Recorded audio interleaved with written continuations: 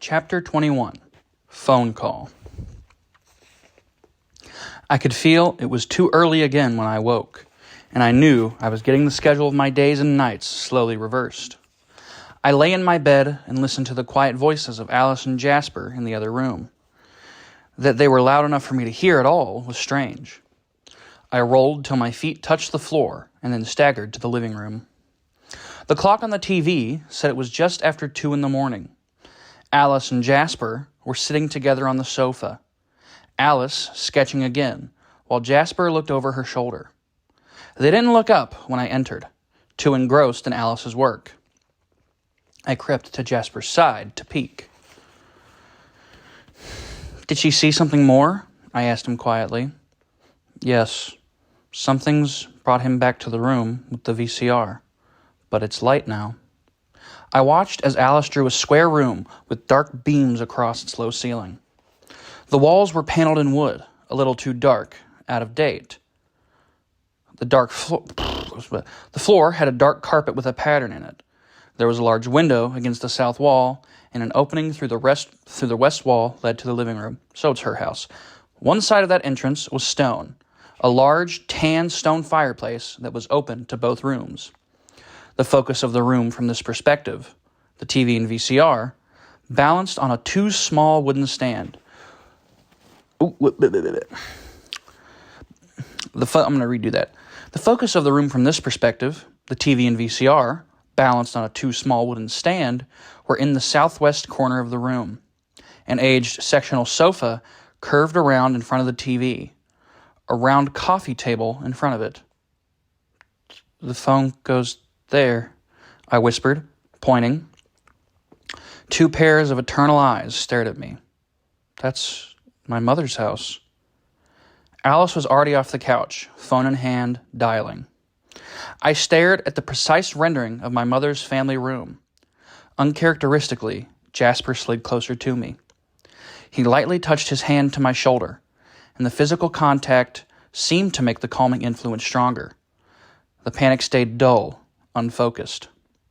Alice's lips were trembling with the speed of her words, the low buzzing impossible to decipher. I couldn't concentrate. "Bella," Alice said. I looked at her numbly. "Bella, Edward's coming to get you. He and Emmett and Carlisle are going to take you somewhere to hide you for a while." I know that's a different British accent, but it's the next day, so I don't really remember exactly. I just know it sounds different. "Edward is coming?" The words were like a life vest, holding my head above the flood. "Yes, he's catching the first flight out of Seattle. We'll meet him here at the airport, and you'll leave with him." "But my mother, he came for my mother, Alice." Despite Jasper, the hysteria bubbled up in my voice. "Jasper and I will stay till she's safe." "I can't win, Alice. You can't guard everyone I know forever. Don't you see that's what he's doing? He's not tracking me at all. He'll find someone.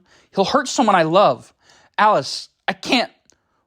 "We'll catch him, Bella," she assured me. "And what if you get hurt, Alice? Do you think that's okay with me? Do you think it's only my human family that can hurt?" Whoopsies, lost that emotion. "And if you get hurt, Alice, do you think that's okay with me? Do you think it's only my human family he can hurt me with?" Alice looked meaningfully at Jasper. A deep, heavy fog of lethargy washed over me, and my eyes closed without permission. My mind struggled against the fog, realizing what was happening. I forced my eyes open and stood up, stepping away from Jasper's hand. "I don't want to go back to sleep," I snapped. I walked to my room and shut the door, slammed it really, so I could be free to go to pieces privately. This time, Alice didn't follow me. For 3.5 hours, I stared at the wall, curled in a ball, rocking. My mind went around in circles, trying to come up with some way out of this nightmare. There was no escape, no reprieve. I could see only one possible end looming darkly in my future. The only question was how many other people would be hurt before I reached it.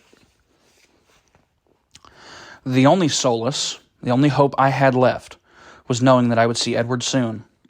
Maybe, if I could just see his face again, I would also be able to see the solution that eluded me now. When the phone rang, I returned to the front room, a little ashamed of my behavior. I hoped I hadn't offended either of them, that they would know how grateful I was for the sacrifices they were making on my account. 1 second, I need to finish up my exporting on the computer of chapter... You don't get to know that. Alice was talking as rapidly as ever, but what caught my attention was that, for the first time... Sorry, I'm going to just rant here for a second. Real quick, the reason I'm probably pausing a little bit more in a different way, I must have a cold. I don't know, I have no other symptoms, and my nose isn't stuffed. That might be because I use the nasal spray. I'm just getting, no drainage down my throat at all, so it gets real raw. So I have to, forcefully cause some drainage, and that's what my problem's been. That's what I'm stopping for. I'm sure you love to hear about that. In fact, I should just talk about that for the next 2 hours. Who needs this shit? Boring-ass book compared to Byron's phlegm adventures. I looked at the clock. It was 5:30 in the morning. They're just boarding the plane, Alice told me. They'll land at 9:45. Just a few more hours to keep breathing till he was here. Where's Jasper? He went to check out. You aren't staying here? No, we're relocating closer to your mother's house. My stomach twisted uneasily at her words. But the phone rang again, distracting me. She looked surprised. Excuse me? She looked surprised, but I was already walking forward, reaching hopefully for the phone. Hello? No, that's not British. Hello? Alice asked. No, she's right here. She held the phone out to me. Your mother, she mouthed. Hello? Oh, goddamn, what fucking voice did I give for her mother? Bella? No, what? Oh, goddamn it, I didn't actually think I'd have to... Fucking shit, I don't know what I did. I think I'm just going to give a light voice. Bella? Bella? It was my mother's voice. In a familiar tone I had heard 1,000 times in my childhood, any time I'd gotten too close to the edge of the sidewalk or strayed out of her sight in a crowded place. Sorry, I'm sucking down snot from my sinuses trying to get it to go down my throat. I sighed. I'd been expecting this, though I'd tried to make my message as unalarming as possible without lessening the urgency of it. Calm down, Mom, I said in my most soothing voice, walking slowly away from Alice. I wasn't sure if I could lie as convincingly with her eyes on me. Everything is fine, okay? Just give me a minute and I'll explain everything. I promise. I paused, surprised that she hadn't interrupted me yet. Mom? Okay, so this is going to be, sorry, I was trying to figure out who's talking because that didn't sound like her mom, so it sounds like this is, what the fuck's his name, Jasper? That's not, no, what is it? What did they say? Did they say the name of the tracker? They probably did. Jasper's her friend. What's an evil voice? Because he's evil. Be very careful. Yeah, okay, we got an evil voice. Mom? Be very careful not to say anything until I tell you to. The voice I heard now was as unfamiliar as it was unexpected. It was a man's tenor voice. A very pleasant, generic voice. That's exactly what I did, a very generic and pleasant voice. The kind of voice that you heard in the background of luxury car commercials. Buy a Lexus today and get 5% APR financing. He spoke very quickly. Now, I don't need to hurt your mother, so please do exactly as I say, and she'll be fine.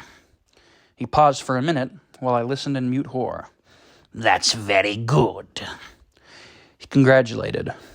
Now repeat after me, and do try to sound natural. Please say, no, mother, stay where you are. No, Mom, stay where you are. My voice was barely more than a whisper.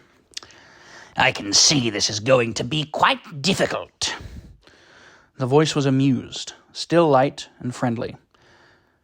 Why don't you walk into another room now, so your face doesn't ruin everything?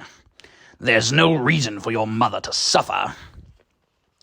As you're walking, please say, Mom, please listen to me. Say it now. Mom, please listen to me, my voice pleaded. I walked very slowly to the bedroom, feeling Alice's worried stare on my back. I shut the door behind me, trying to think clearly through the terror that gripped my brain. Now I'm going to stop doing that voice because I realize I think I'm planning to do the rest of the book today, and that is going to fucking destroy my throat and vocal cords if I keep doing that voice. So what's another evil voice? It did describe as smooth. Let me try a couple things out. So this is just going to be... There now. Are you alone? Just answer yes or no. I can do that. Hopefully that's different enough. Yes. But they can still hear you, I'm sure. Yes. All right then, the agreeable voice continued.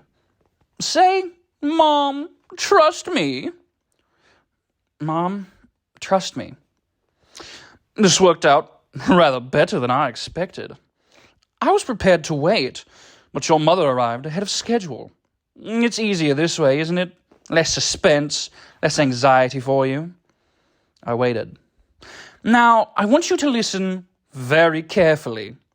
I'm going to need you to get away from your friends. Do you think you can do that? Answer yes or no. No. I'm sorry to hear that. I was hoping you'd be a little more creative than that. Do you think you could get away from them if your mother's life depended on it? Answer yes or no. Somehow, there had to be a way. I remembered that we were going to the airport.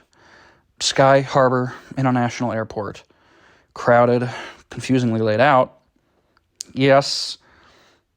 Oh, that's better.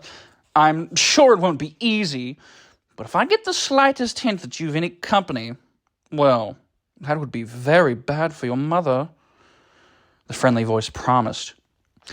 You must know enough about us by now to realize how quickly I would know if you tried to bring anyone along with you, and how little time I would need to deal with your mother if that was the case.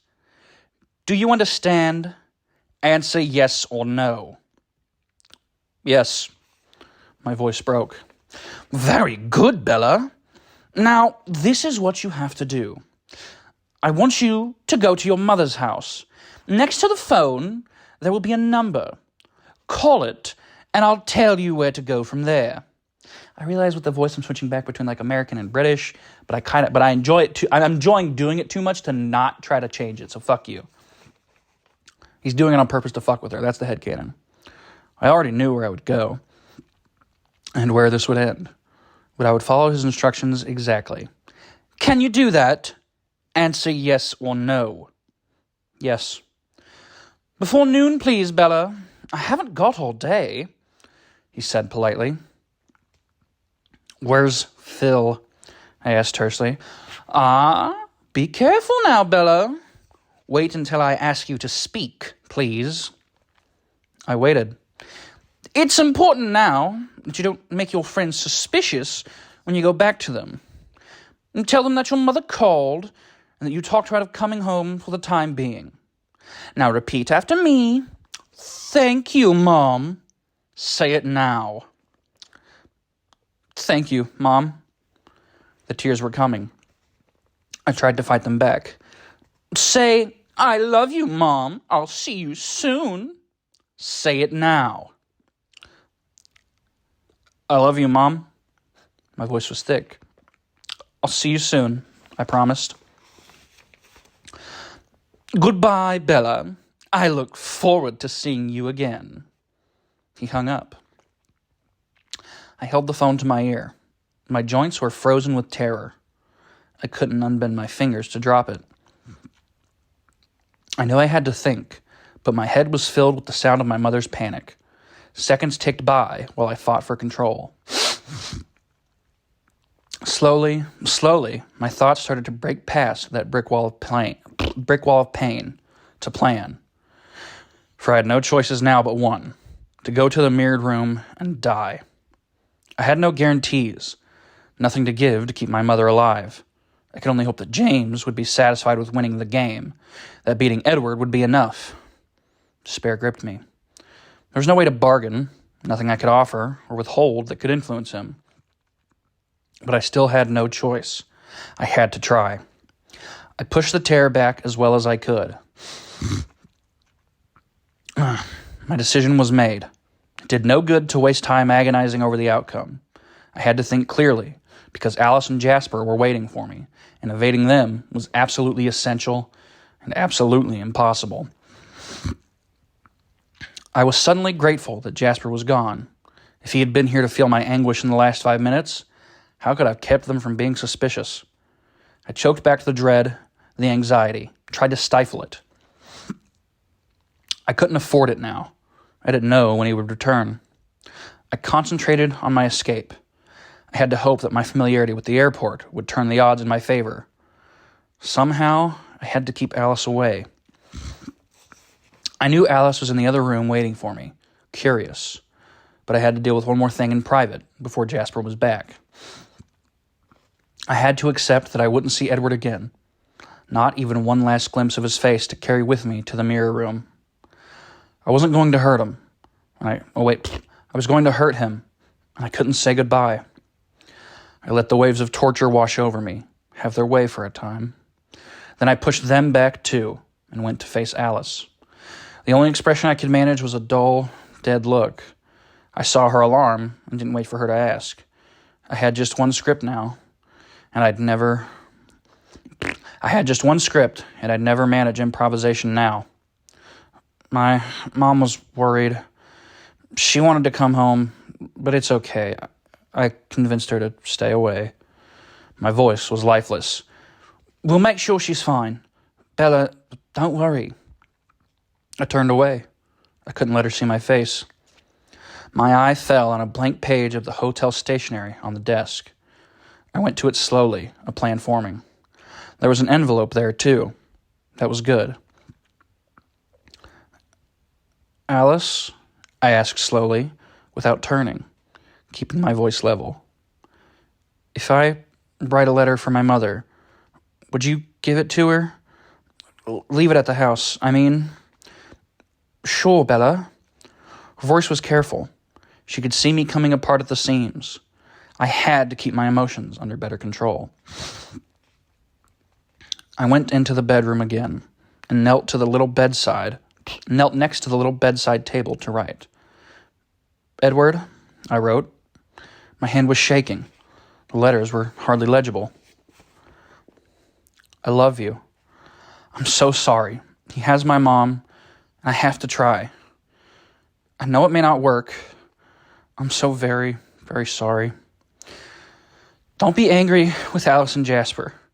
If I get away from them, it'll be a miracle. Tell them thank you from me. Alice especially, please. And please, please don't come after him. That's what he wants. I think I can bear it if anyone... That's what he wants. I think. I can't bear it if anyone has to be hurt because of me. Especially you. Please. This is the only thing I can ask you now. For me. I love you. Forgive me. Bella. I folded the letter carefully and sealed it in the envelope. Eventually, he would find it. I only hoped he would understand and listen to me just this once. And then I carefully sealed away my heart. End of chapter 21. I'm curious how they'll figure out if it's just because they clearly see her trying to get away, but also this plan could always go wrong if at any moment, Alice gets another one of her shinnings.